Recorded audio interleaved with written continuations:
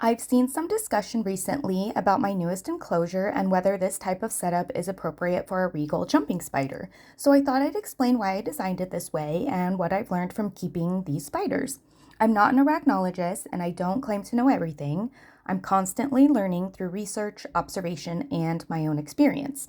So what does a regal jumping spider's natural environment look like?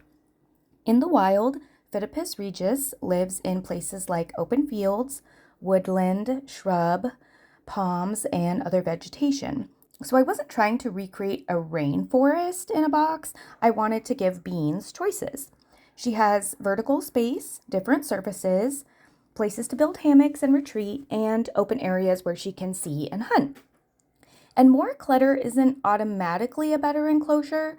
What matters is whether the space is actually usable by the spider. As for humidity, her enclosure is currently around 69%. I've seen people say regals need to be kept at 75 or 80% constantly, but there isn't one magic humidity number that every regal needs. And I live in San Diego, where we are having an unusually hot and humid summer at this point. We're basically having Florida weather, so I can safely keep her outside. She's also a fully molted adult, so she won't need to molt again. She doesn't need that extra humidity at any point. I collected some of the natural materials myself and I did treat them before putting them into the enclosure, so everything is very safe.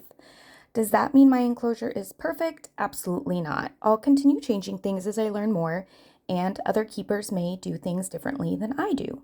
I think that's one of the most important things to remember with this hobby. None of us has every answer.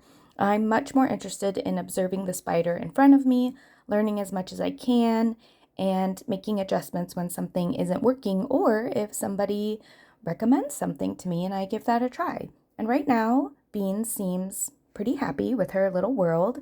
She is eating, moving, resting, and building a hammock. So, in all accounts, she is a healthy, happy spider. If you want the full video of how I made this enclosure and why I chose the things that I did, I have that video on YouTube. Thanks for listening.